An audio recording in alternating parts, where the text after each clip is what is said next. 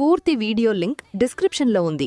Bank నిఫ్టీలో options cell చేసేవారికి, ముఖ్యంగా సూపర్ ట్రెండ్ స్ట్రాటజీని ఫాలో అయ్యేవారికి ఈ విశ్లేషణ ఒక పవర్ఫుల్ డైలీ గైడ్ లాగా పనిచేస్తుంది.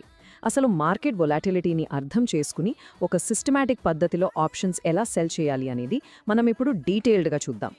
సో అసలు మనం ఈరోజు ఏమేం డిస్కస్ చేయబోతున్నామో ఒక్కసారి ఫాస్ట్గా చూసేద్దాం.